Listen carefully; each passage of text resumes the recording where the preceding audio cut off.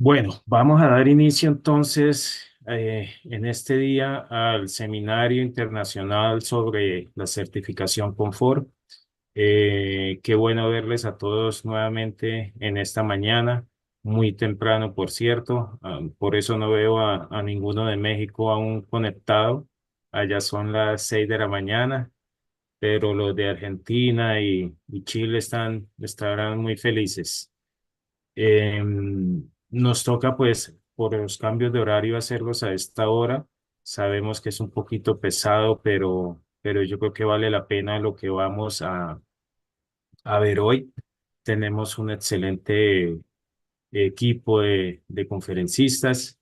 Vamos a iniciar el día de hoy con el arquitecto Juan Antonio Marín. Él sí no madrugó, él está en España en este momento. A las 2 del Entonces, mediodía. 2 del mediodía está muy bien. Em, Aprovecho pues para comentarles en qué vamos con la certificación. Muy bien para todos aquellos pues que ya han empezado a promover la certificación y a utilizarla en sus trabajos. Hay algunos otros que no lo han hecho y me dicen, ¿cómo hacemos con lo de la certificación? Les decimos, bueno, pero ¿cómo la han empezado a trabajar? No, pues yo no he hecho nada. No, no, no. Recuerden, aquí tenemos toda la asesoría, aquí tenemos todo el acompañamiento para que ustedes puedan trascender y empezar a llevar este tema de la certificación pues en sus trabajos. Mm, Les decía ahí Juan Antonio principalmente que la certificación, pues a diferencia de las certificaciones meramente técnicas, pues esta se basa en todo un tema de investigación y conocimiento científico que está a la mano de todos y que pretende pues que conozcamos o más bien aprendamos a sentir el espacio que estamos diseñando y construyendo para el bienestar del usuario, ¿no? Yo pienso que con todo esto de la inteligencia artificial y la arquitectura tiene que cambiar definitivamente y lo único que nos va a diferenciar de la arquitectura, de lo técnico, es el sentimiento y el corazón que le pongamos a nuestro trabajo, que es algo que la inteligencia artificial pues nunca podrá llenar ese vacío porque pues no hay pasión, no hay corazón, ¿no? Vemos como la inteligencia artificial con simplemente un comando nos bota 10, 15, 20 modelos de un diseño que le propongamos, mientras nosotros pues eh, cambiando ese tema tradicional de lo que estamos haciendo, pues tenemos que empezar a darle corazón y sentimiento, empezar a mirar el edificio como también un ser vivo, que es mucho lo que nos enseña también el tema de la bioclimática, cómo jugar con los elementos naturales y cómo introducir también los elementos y los componentes climáticos al proyecto. Entonces, bienvenido Juan Antonio y de verdad qué bueno que esté aquí con nosotros. Juan Antonio, pues yo no voy a dar su hoja de vida, Juan Antonio, yo le voy a pedir que por favor usted mismo Sí. se presente. Juan Antonio es profesor de la universidad en España y cuéntenos, Juan Antonio, un poquito de quién es Juan Antonio María. Sí, de quién es mi padre y mi madre, básicamente.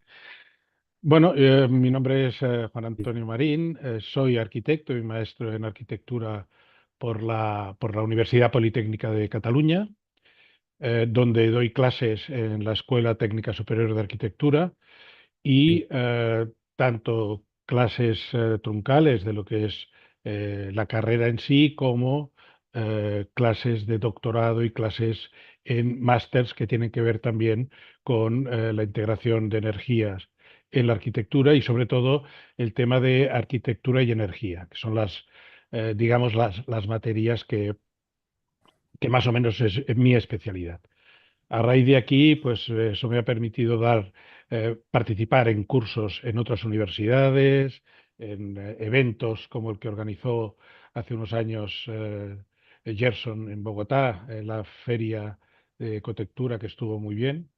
Y bueno, he dado clases en Bogotá, en Barranquilla, en Ecuador, en Cuenca, en México también, o sea, y estoy también como profesor en la maestría de arquitectura bioclimática de Panamá, organizada por la Universidad de Colima junto con la Escuela de Arquitectura y Diseño ITSMUS, ¿eh? Desde el año, ya ni me acuerdo, 2003 o algo así. Y es bueno, es un pequeño vicio el acudir allí cada año y medio. Bueno, la charla de hoy que os voy a dar, a petición de Gerson, tiene que ver con el tema del confort. Confort es un tema muy amplio, es un tema que podríamos estar hablando semanas y tiene muchísimas ramificaciones. Intervienen demasiados campos, ya no solo el físico, sino también el psicológico, sociológico. Ahora estamos con la neuroarquitectura, o sea, hay cantidad de aspectos. Yo mi charla voy a intentar que sea un poco más técnica, un poco más científica, para dar algo así como una primera base de qué criterios tenemos que tener para conseguir confort. Y dentro del confort me voy a centrar en lo que es el confort térmico. Cómo controlar el clima dentro de nuestros edificios de manera natural, no es una clase de sistemas y tal, pero sí al menos qué criterios tiene que tener un arquitecto para enfrentarse a ese diseño ambiental. Voy a compartir pantalla, que hemos estado haciendo probaturas antes, a ver si... Mientras comparte la pantalla, saludo aquí a Martín Evans y a Silvia Chiller. Bienvenidos, Martín y Silvia. Muy bien. Supongo que estáis viendo todos la pantalla. Sí, muy bien. Vale. Eh, Bueno, el título es esto, es el bienestar térmico. Bienestar térmico que realmente es hablar de confort térmico. Esta es una clase o una charla que también damos en parte en la escuela aquí en Barcelona, compartido con Xavi Solsona, que es compañero mío y por eso también aunque no esté físicamente, pues me ha parecido de justicia que aparecieran los créditos, porque parte de las cosas que hay aquí también han colaborado.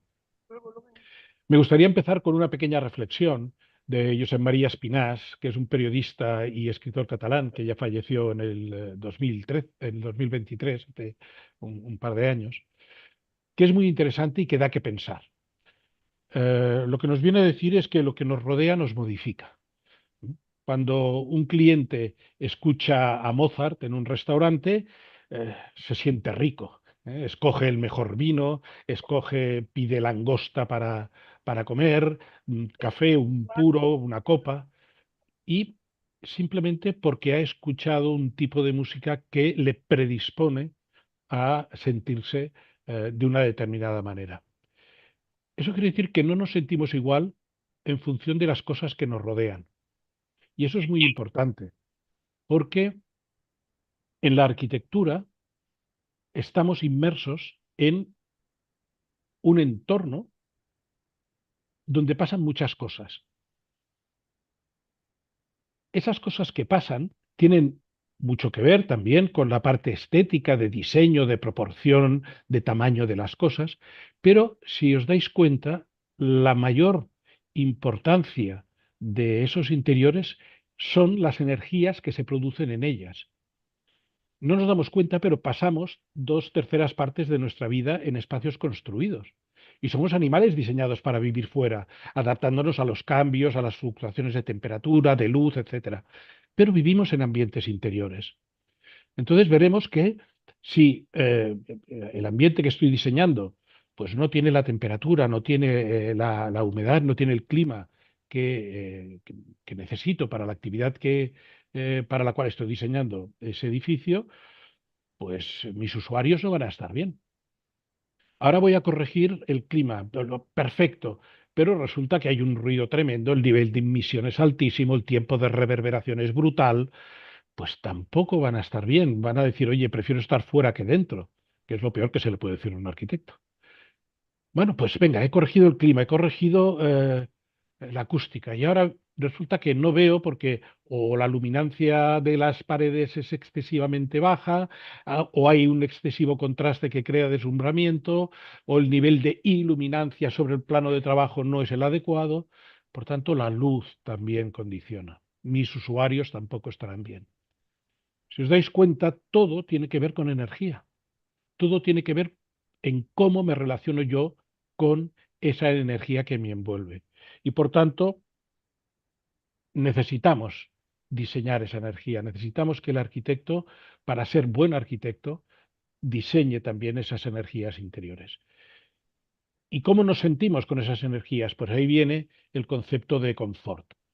El confort, que es algo tan sencillo como decir la ausencia de disconfort. Es decir, confort es sentirse bien en un ambiente, sentirse bien con el entorno que te está rodeando en todos los aspectos, visuales, acústicos, térmicos, sensoriales en general, pero también psicológicos en función del carácter de cada uno, etcétera. La sensación, pues influyen, en esa sensación de confort influyen pues todos los sentidos. Los sentidos son los órganos encargados de captar los inputs que tenemos a nuestro alrededor y a través del sistema nervioso dirigir esa información al cerebro que la reinterpreta y genera esa percepción. Pero en el momento en que nosotros estamos sintiendo a través de los sentidos, se produce una primera reacción que es innata, que nosotros no controlamos, que es la sensación. ¿Vale? Esa sensación que es, puede ser confortable, agradable o puede ser desagradable. Después el cerebro, con su aprendizaje, puede matizar esto y genera la percepción. Bueno, pues aquí vamos a hablar un poquito de esas dos cosas.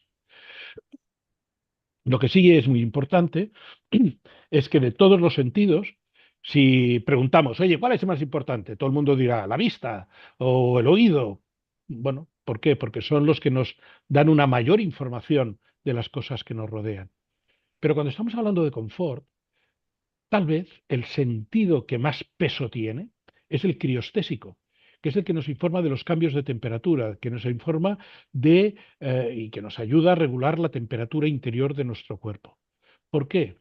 Porque a la luz me puedo adaptar a un rango muy grande, al sonido me puedo adaptar a un rango muy grande, pero con la temperatura tengo un problema serio. 32 grados de temperatura interior o 43 grados de temperatura interior estoy muerto por hiper o por hipotermia. Entonces eso quiere decir que cualquier variación en el entorno desde el punto de vista térmico y hidrotérmico me va a afectar mucho, mucho más que una variación lumínica, mucho más que una variación acústica.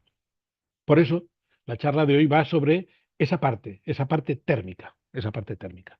Y para ello trabajaremos con dos cosas, los parámetros de confort del ambiente y los factores de confort del usuario.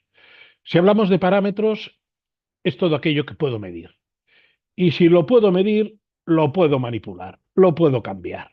Yo puedo cambiar una temperatura, puedo cambiar una humedad, puedo cambiar una velocidad del aire, puedo cambiar unos decibelios, un nivel, puedo cambiar un tiempo de reverberación haciendo la sala más sorda, más absorbente. Puedo cambiar la iluminación, cambiando, por ejemplo, el tipo de acabado de las paredes, haciendo que sean más reflectantes y, por tanto, aumentando la luminancia del conjunto que me envuelve. O sea, son cosas que el arquitecto puede manipular. Por tanto, vamos a tener que trabajar con ellas y vamos a tener que conocerlas muy bien. Bueno, hoy hablaremos básicamente de los parámetros de confort térmicos, porque para eso es la clase o la charla sobre confort térmico. Pues tenemos esos parámetros específicos que son diferentes para cada una de las energías que nos envuelven. Pero también hay una serie de parámetros generales que tienen que ver más con la estructura del espacio, con sus dimensiones, con la direccionalidad de esas energías, etcétera, que también tenemos que trabajar con ello. Profundizaremos un poco más adelante. Y por otro lado, hemos dicho que tenemos los factores de confort del usuario. Aquí el arquitecto ya no tiene control, ya no tiene el poder de decidir. ¿Por qué? Porque son las condiciones, podríamos decir, personales de cada usuario. Yo no puedo decir, oh, es que mi edificio solo está diseñado para personas que pesen entre 60 y 80 kilos, porque su grasa corporal no sé qué, su intercambio no sé cuál. Pues no, esos factores que tienen que ver con eh, la fisiología de las personas, yo no los controlo, pero influyen mucho también en el confort. No siente lo mismo una persona obesa que una persona delgada. Eh, Afecta diferente la velocidad del aire a unos que a otros en función de la sensibilidad que tenga su piel. O sea, son cosas que aunque son influyen en el confort, pues el arquitecto no puede influir en ellas. ¿Qué podemos hacer respecto de los factores de confort? Conocerlos. Conocerlos, los biológicos, psicológicos o sociológicos, qué tipo de actividad se va a hacer, cuál es el carácter predominante de la gente que va a utilizar el edificio, etcétera. Y tenerlos en cuenta a la hora de diseñar para que al menos el producto final que he trabajado con esos parámetros que he visto antes, sea lo más confortable posible para la mayoría de los usuarios. Y aquí tiene mucho que ver el señor Fangler, del cual hablaremos un poquito más adelante. Visto esto, ¿cuál es nuestro trabajo? Pues ya lo he dicho, trabajar para conseguir que los ambientes que hagamos sean habitables y confortables. ¿Mm? Ya he dicho antes que lo peor que se le puede decir a un arquitecto es, joroba, estoy mucho mejor fuera que dentro de tu edificio. Pégate un tiro porque no lo has hecho bien. No lo has hecho bien. No has controlado la energía, por tanto, por muy, y perdonar, no quiero, pero hay que poner nombres para tener una imagen, ¿eh? Por muy Frank Gehry, Sasha Hyde, Santiago Calatrava, que te quedas eh, eh, alucinado con las formas, si luego resulta que dentro no puedes estar, pues lo siento mucho, pero para mí no es una buena arquitectura en ninguno de los casos. La buena arquitectura tiene también que tener una buena energía interior. Siza decía que el objetivo de todo arquitecto es la consecución de la belleza. Se queda corto, porque la belleza parece que solo sea una cosa formal, y no es verdad. La belleza también tiene que tener que ver con las energías que se dan dentro. Esas energías tienen que ser bellas también. Entonces sí que podemos decir que nuestro edificio es bello, porque son bellas las energías y porque también es bello el edificio. ¿Mm? Entonces sí que seríamos buenos arquitectos. Bueno, pues vamos a trabajar con los parámetros y con los factores de confort. Ya hemos hablado un poco de esto. Es importante controlar todas las energías para que tanto la condición térmica como la condición lumínica y acústica sean las óptimas para poder desarrollar la función para la cual el edificio está diseñado. Cosa que es muy importante, porque el edificio, además de ser bello, también tiene que ser funcional y tiene que servir para lo que sirve. Supongo que Martin hablará después del aeropuerto y el aeropuerto no tiene nada que ver con una vivienda. Son espacios muy grandes donde los tiempos de reverberación son grandes, pero ya es lo que pide el espacio. Eso no lo pide una vivienda, pide otra cosa. Por tanto, la funcionalidad también tiene un peso muy importante en el confort. Vemos que si hablamos de la térmica, pues la humedad y la temperatura tienen que ser las adecuadas, pero no solo humedad y temperatura, sino también la velocidad con que se mueve el aire, porque esa velocidad tanto puede producir una sensación de mejoría como una sensación de empeoría, o sea, una situación negativa. ¿M? Por tanto, son parámetros que debemos de controlar. Tenemos toda la energía controlada y después nos encontramos con que hay algo que se nos escapa, que no sabemos bien qué es, pero que hace que el entorno no sea desagradable, no sea molesto, incómodo. Digamos que esta fotografía intenta ilustrar un poquito esto. Si yo cerrara los ojos y estuviera dentro de este espacio, tendría la temperatura correcta, la humedad correcta, el sonido perfecto, el aire huele a lo que tiene que oler, está sano, etc. Pero a la que abro los ojos y veo este desorden, automáticamente me crea una sensación de rechazo, una sensación de disconfort. a no ser que tenga síndrome de Diógenes, que entonces estaré en la gloria. Pero no es lo normal. Vale, por tanto, fijaros que en las condiciones de confort también influyen otras cosas que no son las energías. Y ahí tiene mucho que ver la psicología. Todos conocemos la casa Farnsworth. ¿M? La acabó en el año 51 el señor Mies van der Rohe, después de pegarse de tortas con la señora Farnsworth. Y que nadie me diga que esta casa, desde el punto de vista de las energías, es una casa confortable. En el año 51 no había vidrios bajo emisivos ni vidrios selectivos. No tenemos los vidrios que hay ahora en el siglo XXI, 70 y pico años después de la construcción de esta casa.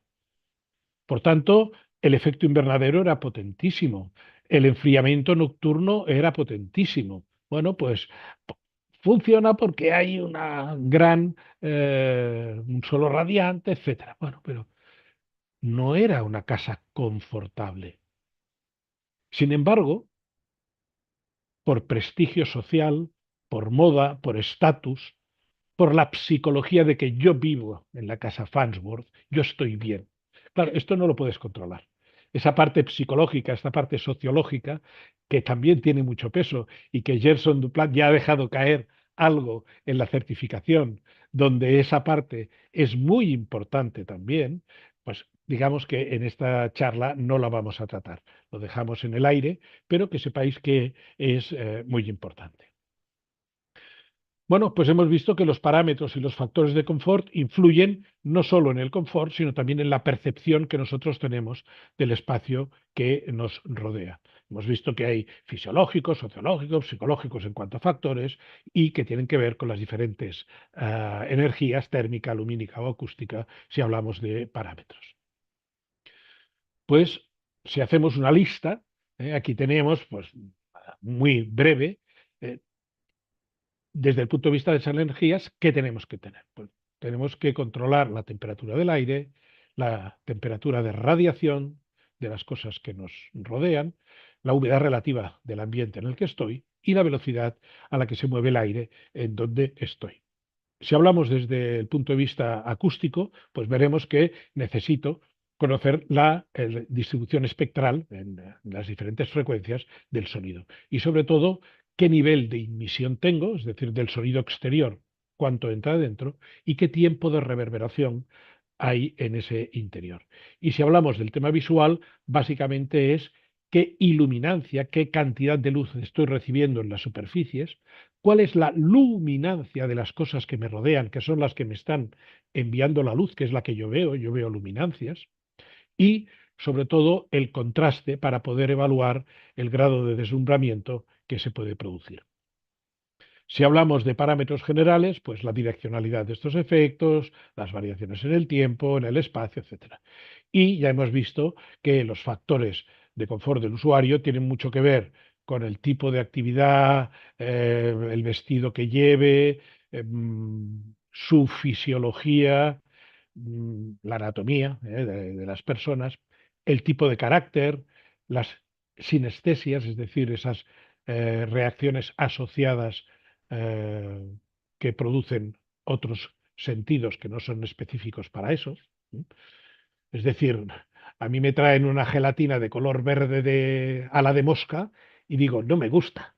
Y digo, no me gusta, pero si no lo has probado, que es el sentido del gusto. Pero fijaros que un impulso visual, una información visual, está actuando sobre otro sentido. Eso es una sinestesia que también tiene mucha importancia en el tema del confort.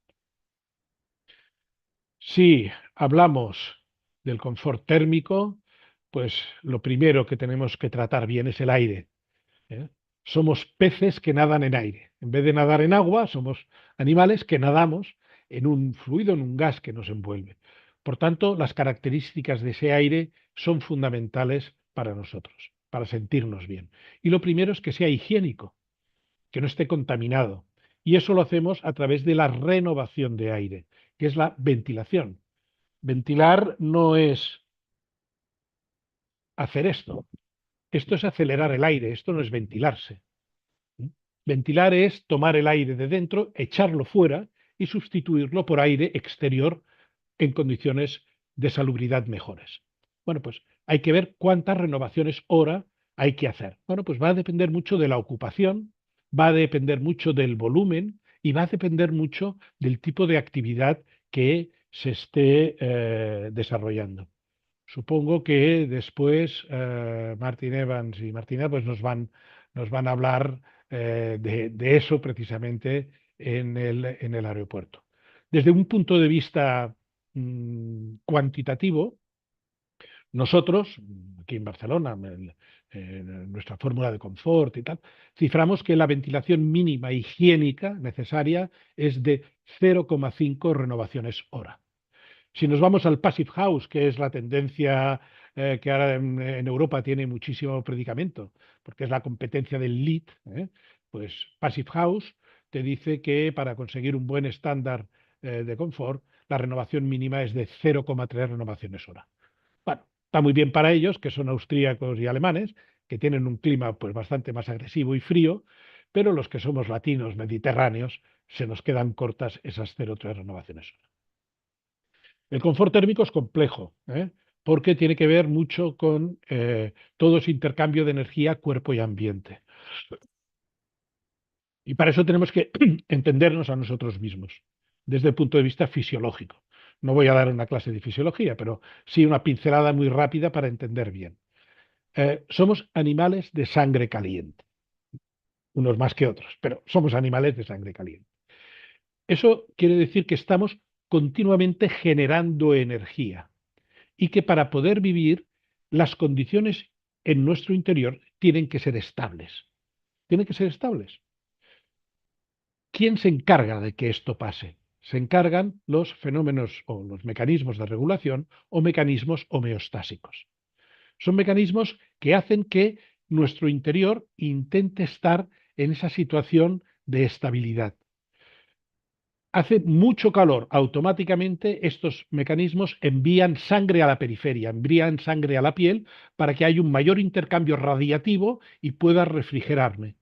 Pero ahora imaginaros que la temperatura exterior es también muy alta y ya no hay esa posibilidad de intercambio. ¿Qué hacen estos fenómenos? Bueno, pues lo siguiente es enviar agua a la superficie. Sudamos, empezamos a tirar agua para que el calor de la piel, que es donde está el agua, evapore ese agua. Por tanto, si yo pierdo calor evaporando, me estoy refrigerando porque estoy perdiendo calor. Es una refrigeración evaporativa. Bueno, pues yo no le digo a mi cuerpo, suda, o no le digo a mi cuerpo, envía sangre a la piel. Lo hacemos de forma automática. Igual que hacemos de forma automática el cerrar la pupila del ojo cuando hay una luminancia exterior muy alta, porque mi retina, que es la encargada de recibir esa radiación, necesita unos niveles para poder ver bien. Y ya no hablemos de la fobia, que es la parte específica de la retina más sensible. Bueno, pues necesito una cantidad de luz estable dentro del ojo. Y la pupila se abre o se cierra en función de la cantidad de luz que hay fuera. Yo no le digo a la pupila, ábrete que eso es de noche. O no le digo a la pupila, ciérrate que es de día. Esos mecanismos son los mecanismos homeostásicos. Por tanto, tenemos que tratar bien a nuestro cuerpo para que esos mecanismos tengan que trabajar lo menos posibles. Esto es lo que os he explicado, ¿eh? Variamos el riego sanguíneo, variamos la apertura de la pupila y eso nos permite adaptarnos a diferentes situaciones. Incluso el buzo con parte de mecánica también se puede adaptar a las condiciones para las cuales no estamos diseñados, no somos peces. Pero es importante entender que esos fenómenos homeostásicos que funcionan en nuestro interior se adaptan muy bien al lugar en donde vivimos. Y eso genera que nuestra relación con el entorno sea diferente una persona andina que una persona que vive, yo qué sé, en el desierto del Sáhara. Los fenómenos homeostáticos van a funcionar igual, pero van a hacer que sus límites de adaptación, sus límites de respuesta sean diferentes. Una persona que está viviendo en el Sáhara, lo pones a 25 grados y va a tener sensación de frío. Una persona andina la pones a 25 grados y va a tener sensación de calor.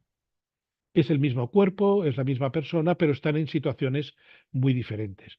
Y la cultura, la costumbre, el confort adaptativo influye mucho a la hora de diseñar nuestros espacios.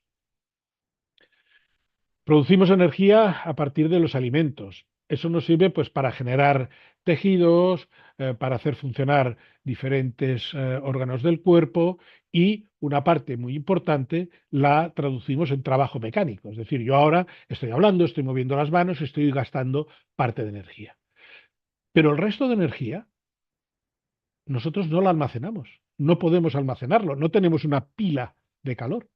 ¿Y eso qué hace? Pues que sí o sí la tenemos que ceder al exterior, porque si no la cedemos nos moriríamos, ¿eh? No. El exceso de energía interior produciría un exceso de temperatura y por tanto una hipertermia y nos quedaríamos fritos. Bueno, pues eso quiere decir que toda la energía que yo estoy produciendo continuamente en esa central termobiológica que tengo más o menos por aquí, toda esa energía que estoy produciendo, el sobrante lo tengo que ceder al exterior. Por tanto, es fundamental entender bien ese exterior. Si miramos la foto, dices, yo quiero estar así, porque la sensación de felicidad, tranquilidad, bienestar, confort que transmite, es lo que yo quiero que tengan los usuarios de mi edificio, de mis edificios. Y eso hemos visto que pasa porque la cesión del sobrante de energía con el entorno que me rodea es correcta. El entorno admite eso y lo admite con la velocidad que toca. Es decir, si el exceso de energía tarda mucho en disiparse al exterior, pues estaré mal, tendré mucho calor. Pero si el exceso de energía se va demasiado rápido al exterior, tendré sensación de frío. Por tanto, no es solo el ceder calor, sino también regularlo en el tiempo para que haya un equilibrio entre esa producción y esa cesión. Bueno, pues ahí está la sensación de confort que tenemos que tener. Dicho esto, fundamental entender cómo es esa relación. Y esa relación es básicamente a través de conducción, a través de contacto. Pierdo calor sensible por contacto, calor que tiene que ver con la temperatura. También tiene que ver con la radiación. Somos cuerpos que estamos radiando continuamente hacia todo lo que nos rodea. Y todo lo que nos rodea está radiando hacia nosotros. Y es un intercambio que va desde el que tiene más al que tiene menos. Pues la pared está más fría que yo estoy radiando hacia la pared. Que la pared está más caliente que yo, la pared en el intercambio hace que yo me esté calentando porque yo no radio tanto como ella. También tiene que ver eso con el calor sensible, con la temperatura.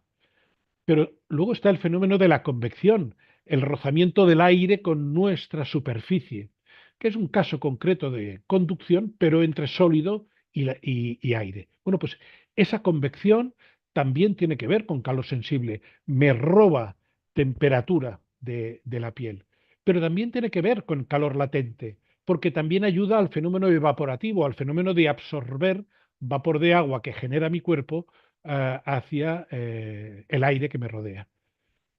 Y por último, tenemos el tema de la evaporación, que es directamente calor latente. Yo estoy sudando, aunque no me dé cuenta casi siempre, pero es que cada vez que respiro, si ahora ponéis la mano delante de la cara y sopláis, veréis que se os ha mojado la mano. Y dice, ¿cómo es que se ha mojado la mano? Pues porque cada vez que respiro estoy sacando agua, estoy sacando calor latente hacia el exterior para refrigerarme interiormente. Bueno, pues aquí tenemos todos los intercambios que nosotros tenemos que controlar dentro de nuestra arquitectura. Bueno, pues visto, entendiendo estos intercambios, ya tenemos los parámetros que tenemos que controlar. Y los tenemos que controlar sí o sí. O sea, no queda otra. El primero, la temperatura del aire. Es la temperatura que tiene el aire que nos está rodeando, porque regula la temperatura, la cesión de calor por conducción y por convección. Y también el tema de lo que es la respiración. Después tengo la temperatura de radiación, que es la temperatura de las paredes de todas las cosas que me están rodeando. ¿Por qué? Porque yo estoy radiando contra ellas, ellas están radiando contra mí. Dependiendo del equilibrio, yo ganaré o perderé energía. ¿De acuerdo? Fundamental. Y esto es una de las cosas que muchas veces los arquitectos no tenemos en cuenta. Humedad relativa tiene que ver básicamente con el fenómeno del calor latente, porque es la humedad que cedemos por transpiración y a través de la respiración. Necesito que la humedad relativa del ambiente sea capaz de absorber el exceso de calor latente que yo estoy generando. Doy clases en Panamá año sí, año no, más o menos, cada año y medio. Siempre digo, nunca más volveré. Es un clima maldito, es un clima con una temperatura que no es excesivamente alta, estamos en los 30, 32 grados, depende de la época del año, 28, pero tiene una humedad relativa por encima del 80-85%. No hay quien esté. Yo estoy todo el día con la toalla y con un abanico abanicándome. Bueno, pues ¿por qué pasa eso? Porque la humedad es tan alta que mi cuerpo no puede evaporar todo el calor latente que está echando fuera. Y por tanto la sensación de calor aumenta. Esa sensación de bochorno ¿eh? que se genera en este tipo de climas. Donde te acabas de duchar, te has refrescado y mientras te estás secando ya estás sudando otra vez. Hemos visto la humedad relativa. Y por último, la velocidad del aire. Velocidad del aire que tenemos que controlar porque favorece la disipación del calor por convección, favorece la evaporación por respiración y nos ayuda a refrigerarnos. Recordar que en términos normales, en cuanto a temperatura y humedad del aire, en una franja de temperaturas y de humedades normales, cada metro por segundo equivale aproximadamente a 3 grados menos en la sensación que yo tengo. Eso quiere decir que si yo soy capaz de mover el aire a 1 metro por segundo y el aire está a 27, mi sensación va a ser de 24 grados. Ostras, eso está muy bien. Eso está muy bien. Bueno, pues vamos a ver cómo en el interior de mi edificio yo puedo mover el aire. Fijaros que una de las actuaciones en las reformas que se hacen en muchas viviendas no es poner el equipo de aire acondicionado, el equipo de refrigerado, sino poner un abanico. Un abanico que lo que hace es aumentar la convección y tú te pones, estás qué bien que estoy y no tengo una máquina de aire acondicionado, sino que simplemente he aumentado la velocidad del aire, he aumentado la convección sobre mi piel, he aumentado la cesión de calor y por tanto la refrigeración tanto térmica, sensible, como evaporativa, calor latente.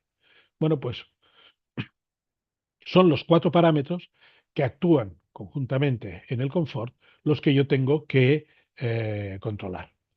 Es importante tener en cuenta, y os he dicho antes, que la temperatura de radiación parece que no nos importa o que no les importa a muchos arquitectos, pero es fundamental, porque una diferencia entre la temperatura de radiación y la temperatura del aire superior a 6 grados centígrados hace que nunca pueda estar en situación de confort. Por mucho que la temperatura del aire interior sea de 22 grados, la humedad tal, pero si la temperatura de radiación es inferior o superior a 6 grados, a esa temperatura del aire, el fenómeno radiativo de mi superficie de piel contra esa superficie que tiene esa temperatura va a hacer que nunca esté en confort. Por tanto, vamos a trabajar bien la temperatura de radiación. Se consigue a base de controlar bien los aislamientos térmicos de las pieles de nuestros edificios. Si hablamos de los factores térmicos del usuario, esas cosas que yo no puedo controlar, es fundamental el grado de actividad. No es lo mismo diseñar una biblioteca de actividad sedentaria, donde prácticamente el intercambio eh, de, de mecánico, de trabajo que yo hago es mover las páginas de un libro, que un polideportivo donde estoy haciendo un deporte, donde estoy haciendo un ejercicio físico, o un taller de un escultor que está trabajando, o un estudio de baile donde te mueves. Claro, el grado de actividad es fundamental, porque eso va a diseñar qué nivel de temperatura voy a necesitar para que esos intercambios se hagan bien. Si estoy en una biblioteca, 22 grados de temperatura interior, perfecta.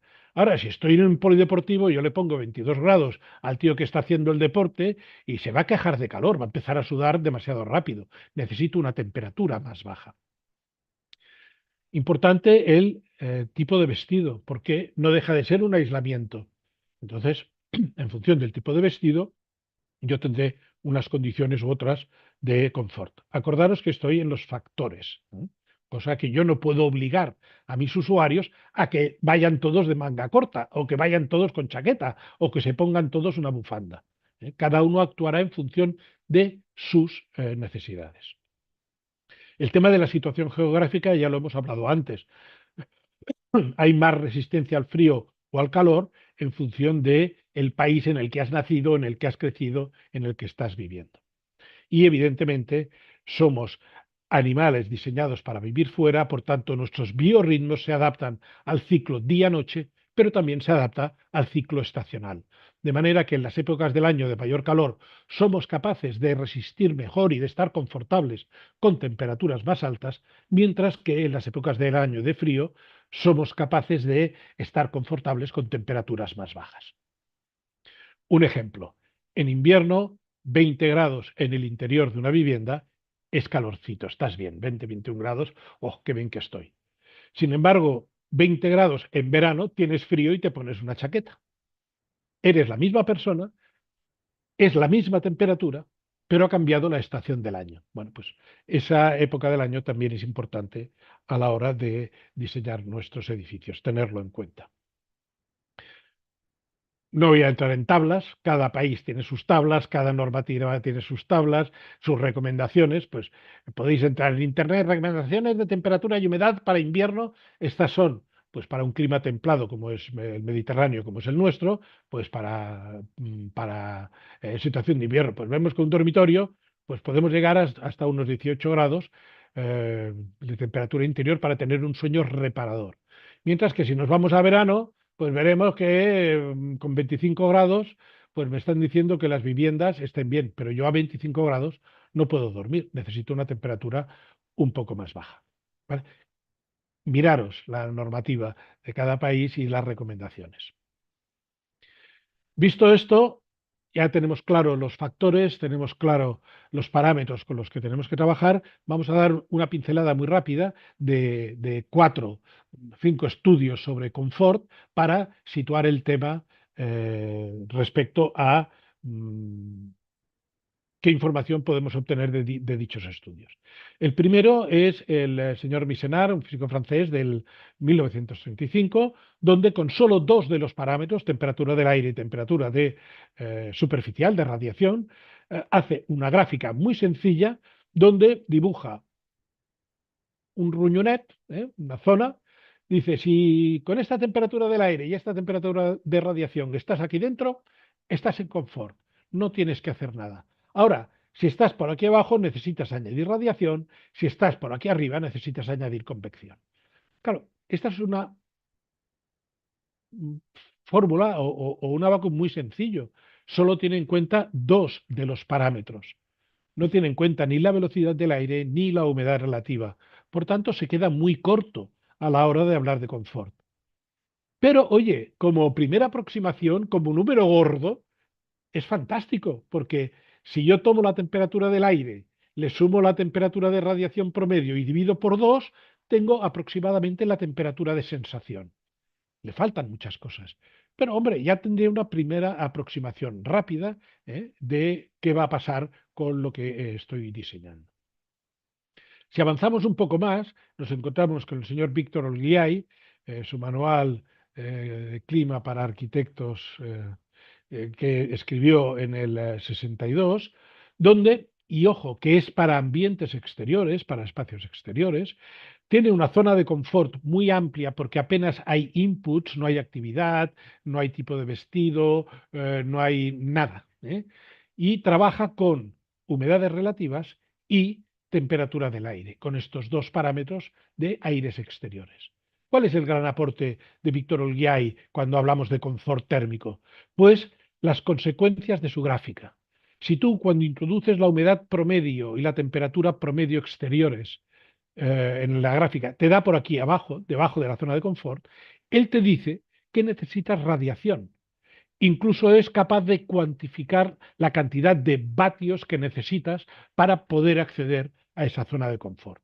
Por tanto, busca una ubicación que sea capaz de proporcionarte esa ganancia de radiación que necesitas. Si estás por aquí arriba, que tienes una humedad relativa muy alta, pero también una temperatura muy alta, necesitas ventilar, ventilar, ventilar. Por tanto, convección. Tienes que buscar ubicaciones que permitan el viento. Vete a zonas altas que no tengan obstrucciones al paso del aire. E incluso te está diciendo cuántos metros por segundo necesitas para poder acceder a esa zona de confort. Y si estás en esta otra zona, pues tenemos que la humedad relativa es muy baja, pero la temperatura es muy alta, típico de un clima cálido seco, de un clima desértico. Bueno, pues aquí no queda otra que meter agua, hacer refrigeración evaporativa e incluso él, en función de dónde estés, te dice cuántos gramos de vapor de agua tienes que meter por kilo de aire seco para poder entrar en la zona de confort. Bueno, pues es un estudio muy interesante para escoger bien dónde ubicar mi edificio. El siguiente estudio es de Baruch Giboni. Baruch Giboni, coetáneo de Olguiay, un poquito posterior, tal vez, unos años posterior, pero vamos, de la época. Sus estudios van un paso más allá y hablan de arquitectura de edificio. Y a través de su gráfica de confort sobre el ábaco psicométrico, genera unas zonas en las que él dice que la arquitectura puede modificar la energía interior que se produce dentro suyo y entrar en zona de confort.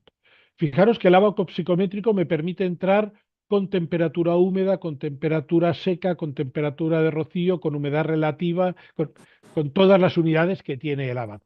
Entramos con la temperatura seca y la humedad relativa promedio del día o de la época que esté calculando.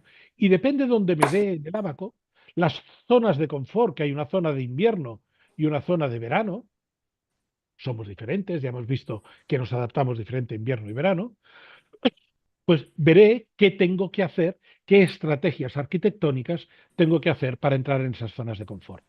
Y este es el gran aporte de Baruch Giboni. Si estamos fuera de las zonas que él marca, pues la arquitectura no va a llegar. Pero eso no quiere decir que no hagas lo que tienes que hacer. ¿Por qué? Porque la máquina la usarás muy poquito. Porque la arquitectura trabajará a tope para conseguir que estés dentro. Fijaros, imaginaros que estáis aquí. Pues estoy por debajo de la zona de confort. Estoy en una zona de frío. Si tengo que tener frío, pues me tengo que mover en horizontal para meterme en la zona de confort. Y eso es aportar calor sensible al ambiente. ¿Quién me da calor sensible? Una máquina de aire acondicionado, una estufa, una chimenea. Pero digamos que esos son sistemas o aparatos que todavía no se han inventado. Estamos hablando de las energías naturales. ¿Quién me da calor sensible? El sol. Ya está. Pues mi edificio tiene que captar sol. Traducción, si estoy aquí, la primera estrategia es captación solar. La siguiente, inercia, inercia de invierno. Esa inercia que sea capaz de absorber el calor que está recibiendo del sol durante el día, almacenarlo para que por la noche me lo devuelva impidiendo que la temperatura baje en el interior del edificio. Ya tengo una segunda estrategia arquitectónica. Y después necesito aislamiento térmico. No quiero perder el calor que he ganado. Y yo diría que el aislamiento térmico tiene que estar potenciado en las partes vidriadas de nuestro edificio, potenciado por la noche, en las partes vidriadas de nuestro edificio, porque es por donde más energía estamos perdiendo. Bueno, pues Baruch Giboni nos dice eso, pues aquí tienes que tener inercia de invierno, captación solar, aislamiento, si estoy aquí abajo, refrigeración evaporativa, si estoy aquí arriba con temperaturas mm, medio altas, altas, pero con una humedad muy alta, no me queda otra que ventilar, ventilar, ventilar. Por tanto, el leitmotiv de mi arquitectura será generar grandes perforaciones en la piel, grandes huecos para que pueda pasar el aire. Pero cuidado, porque estoy en un clima cálido. Eso quiere decir que pase el aire, pero que no entre el sol. Traducción, voy a hacer permeable al paso del aire a la piel, pero impermeable a la entrada del sol.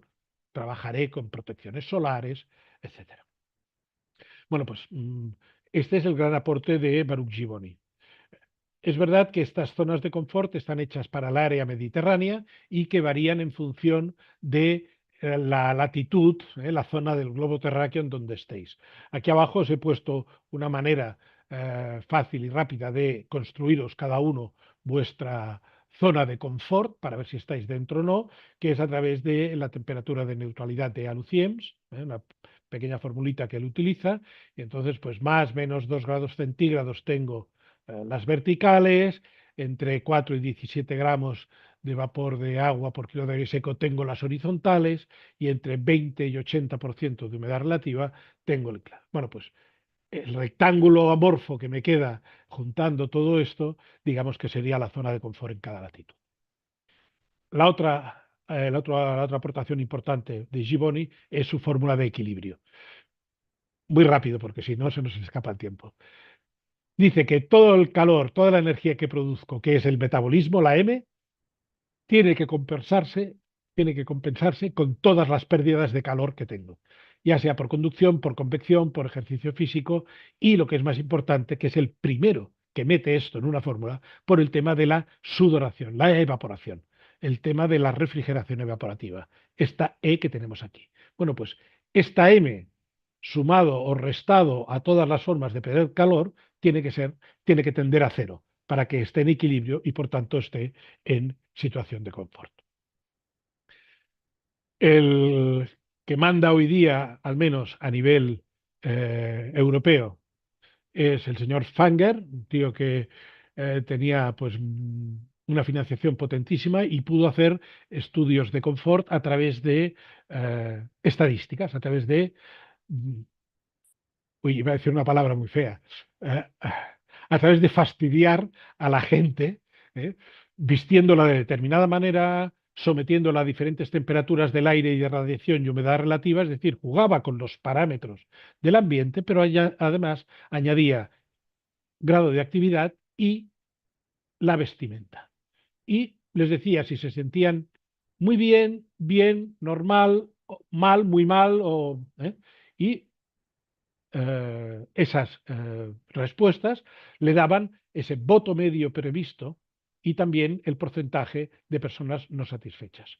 En función de esos dos votos, genera toda una lista de actuaciones para poder trabajar a nivel de generar ambientes que sean lo más confortables posibles para la mayoría de los usuarios tipo de ese edificio. ¿De acuerdo? Por tanto, son unos estudios bastante interesantes. Hay que tener en cuenta que siempre va a haber un 5% de insatisfechos, hagáis lo que hagáis. La aportación de este señor, aparte de sus eh, encuestas y tal, así como Giboni introdujo el tema de la evaporación, de la sudoración, él introduce el tema de la resistencia de la ropa, es decir, cuánto aísla la ropa. Y a esa unidad de resistencia le llama CLO. El CLO, pues la unidad de CLO es el traje de trabajo normal con chaqueta, camisa, ropa interior, manga larga de camisa, pantalones y calcetines, ¿vale? Todo lo que esté por debajo de eso, es decir, quitándonos ropa, pues tiene menos clos. Y todo lo que esté por encima de eso, es decir, poniéndonos un abrigo o vistiéndonos de esquimal, tiene más clos. Eso tiene un peso en su formulación y varía la respuesta de la gente en función del vestido, que es uno de los aportes importantes del señor Fanger. Esta es una formulación que no sabía si poner o no, porque esta la hemos hecho nosotros en el equipo de investigación de arquitectura, energía y medio ambiente de la UPC. Es nuestra fórmula de temperatura equivalente, es la fórmula de temperatura de sensación, de lo que estoy sintiendo realmente. Porque yo no siento la temperatura del aire. Ya hemos visto que Misenar decía, no, no, es el promedio entre la del aire y la de radiación, pero que se quedaba muy corto. Luego vimos que Givoni introduce pues también la fórmula de su equilibrio de metabolismo donde hay más factores. Pero nosotros en esta fórmula tenemos en cuenta fundamentalmente la temperatura del aire y la temperatura de radiación con los dos parámetros más importantes, que uno tiene del orden de un 60% de peso en la fórmula y el otro tiene un 40% de peso en la fórmula, pero después también aparece de forma un poco más compleja la velocidad del aire.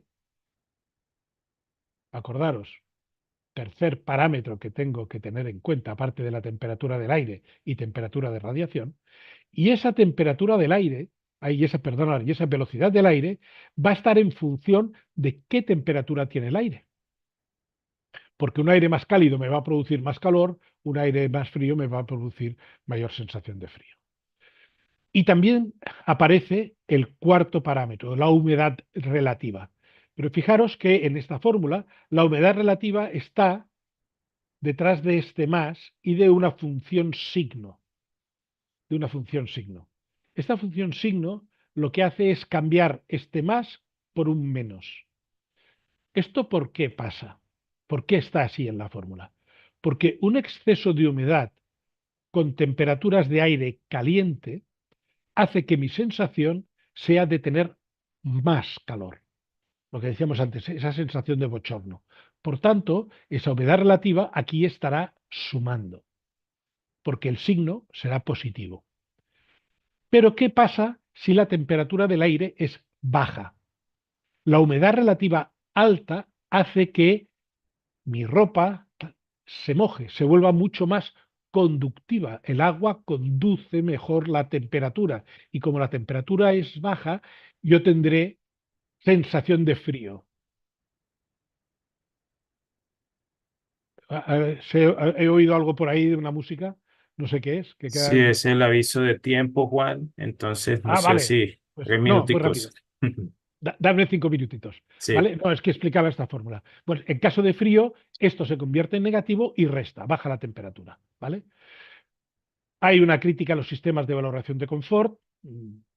Es muy difícil tener todas las respuestas a la vez, de todas las sensaciones, hay mucha subjetividad, es difícil controlar todos los parámetros, bueno, error en la recogida de los datos, dispersión en función del ámbito fisiológico, variabilidad. Por tanto, la valoración de confort está muy bien, pero cuidado porque no es tan fácil como parece. ¿Deberíamos de hablar de confort global? Sí.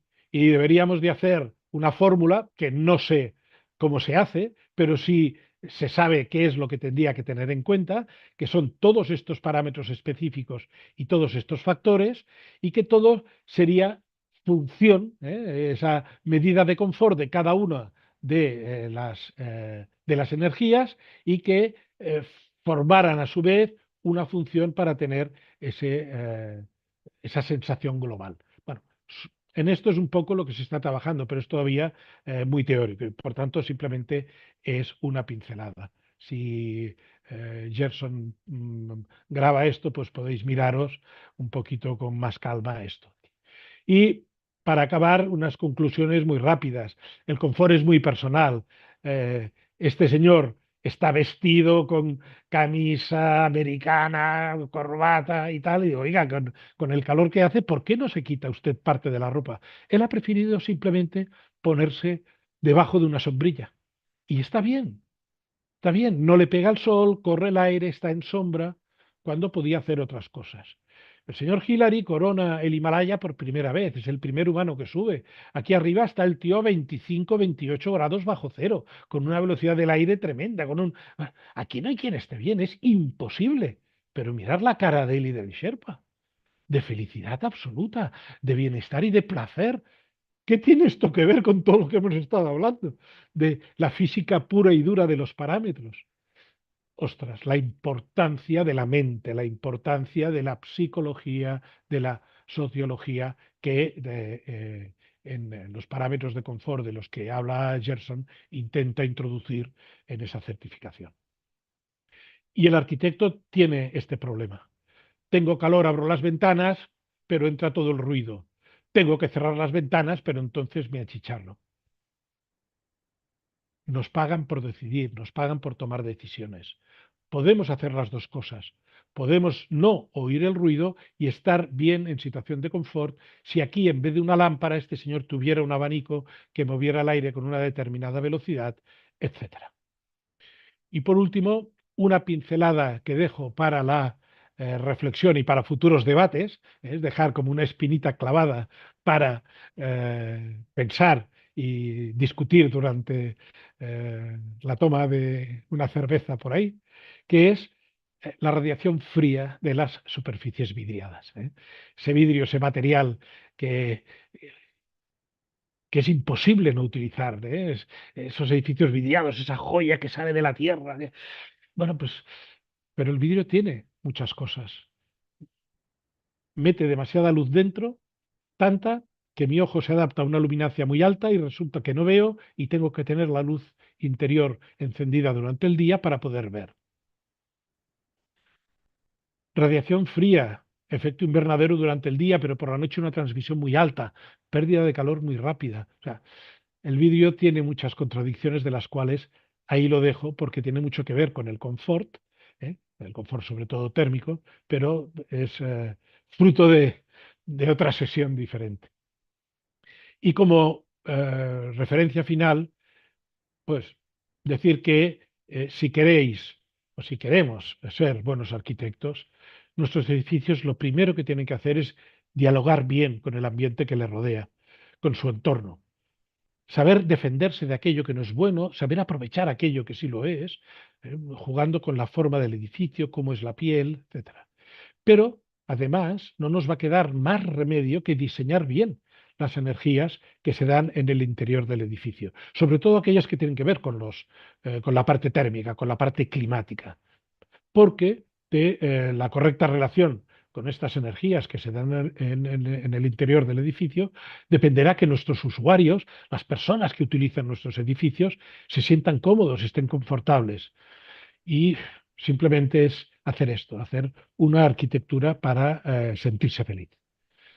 Bueno, simplemente daros las gracias por la atención, la paciencia y espero que os haya interesado el tema. Bueno, Juan, como siempre, su intervención lo deja a uno con muchas preguntas.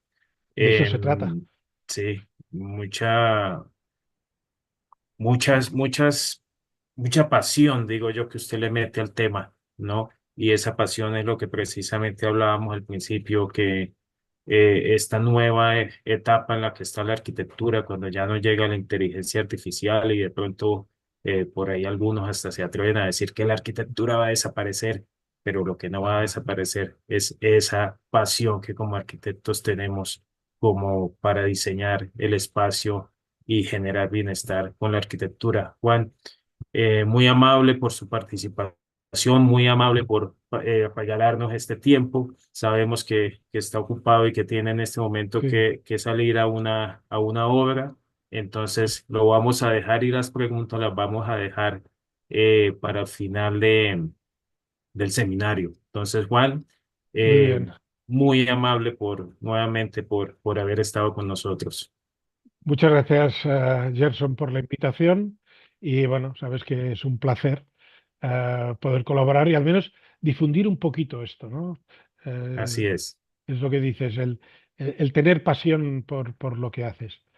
John Martin Evans, que habláis ahora, estuve en vuestra conferencia hace unos años, también en verano, fue algo que también compartimos. Yo daba, no recuerdo cuál era, y asistí al tema del aeropuerto De de Galápagos. Galápagos.